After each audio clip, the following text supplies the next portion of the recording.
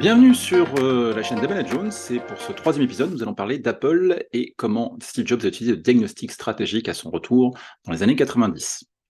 Alors on connaît tous le succès d'Apple, mais comme toute entreprise, Apple a mal identifié parfois les conditions de son succès. Au niveau du diagnostic interne, on peut voir qu'au début des années 90, Apple a eu des difficultés à maintenir des relations stables avec des fabricants de composants clés. On sait que dans la technologie, effectivement, c'est une condition essentielle du succès, et cela a parfois entraîné des retards dans la livraison de produits et des problèmes de qualité. Autre problème interne, la dépendance à l'égard de sa technologie propriétaire. On sait que Apple a développé effectivement des technologies innovantes dès le départ de son ascension, mais l'entreprise avait tendance à se maintenir à des normes et des technologies propriétaires plutôt qu'à des normes de l'industrie. On verra plus tard d'ailleurs qu'avec la croissance de Microsoft, ça a été une des conditions effectivement de sa chute dans cette décennie. À ce titre, donc Apple a été lent à mettre en place effectivement des stratégies de partenariat et notamment à s'adapter aux nouvelles normes, notamment effectivement du pack-office que Microsoft avait imposé dans l'environnement justement informatique commercial. Dernier problème effectivement un majeur interne à cette époque-là, Apple avait un portefeuille de produits effectivement qui était beaucoup trop dense et beaucoup trop diversifié, ce qui donnait justement un manque de lisibilité pour les consommateurs et ce qui a expliqué effectivement un abandon progressif des acheteurs d'ordinateurs. Bon, ce sont des problèmes que toute entreprise peut connaître, la dépendance à, des leçons de succès passés effectivement, qui entraînent finalement des désavantages par rapport à la situation actuelle. Donc, autre problème au début des années 90, concernant l'analyse de son environnement et notamment de son macro-environnement.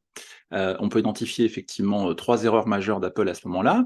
Une première erreur qui est à la fois politique et légale, puisque, Apple a sous-estimé en fait l'évolution de l'environnement juridique, et notamment les règles de concurrence, avec, des concurrents comme Microsoft. Donc Apple a voulu se lancer effectivement sur un conflit juridique, un contentieux qui a été très long effectivement à régler et qui a mobilisé beaucoup de ressources parce que, l'entreprise avait mal estimé effectivement l'évolution des réglementations gouvernementales, notamment en termes de droit de propriété intellectuelle et de concurrence. Toujours dans le cadre de l'analyse Pestel, Apple a fait l'erreur effectivement de mal analyser les évolutions économiques et notamment l'appétence croissante des consommateurs pour des ordinateurs moins chers, plus bas de gamme en termes de prix, et notamment effectivement pour des ordinateurs aussi plus simples, ce qu'on peut corréler avec des évolutions socio-culturelles. Ce parti pris a limité sa compétitivité au final effectivement sur son marché. Troisième erreur d'analyse macro-environnementale, l'évolution de l'analyse technologique avec, on le disait tout à l'heure effectivement, de plus en plus de solutions mises sur le marché, fruits de partenariats, et la transition effectivement aussi vers des processeurs plus rapides attendus par les consommateurs, qui a du coup effectivement freiné Apple dans sa stratégie de développement et de maintien effectivement de sa position concurrentielle. Donc on peut voir que ces mauvais choix d'analyse macro-environnementale ont eu des conséquences très concrètes effectivement sur la stratégie d'Apple et qui ont aussi effectivement l'ont détourné de ses problèmes internes.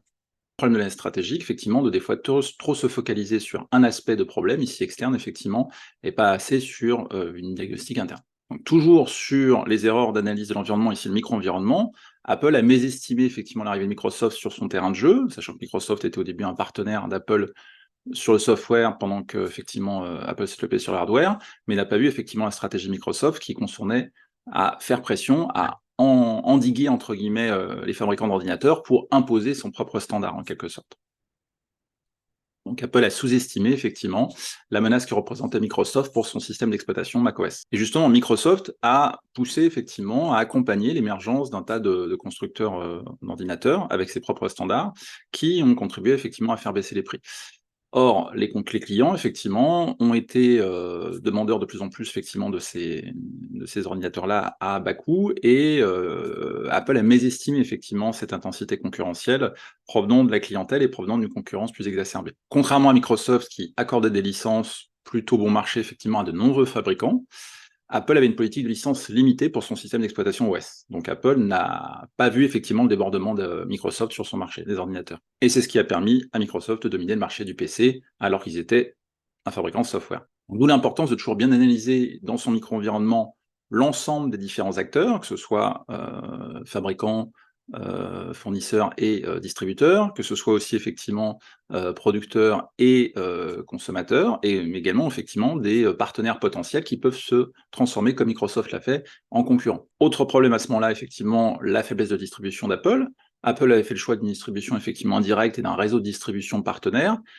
À l'époque, effectivement, Apple manquait de force, clairement, de distribution et l'a payé très cher dans cette concurrence face à Microsoft. Heureusement, dans la deuxième partie des années 90, Steve Jobs est convoqué par le CA de Apple pour redresser l'entreprise, après s'être fait licencier quelques années plus tôt, et Steve Jobs va prendre des décisions effectivement clés grâce à l'analyse stratégique. La première notamment, c'est de simplifier effectivement le portefeuille de produits pour donner plus de lisibilité aux consommateurs. Autre point clé, Steve Jobs remet effectivement l'innovation au cœur des processus quotidiens d'entreprise, de manière des fois très exigeante. Je vous invite à lire le livre de Isaacson sur la biographie de Steve Jobs.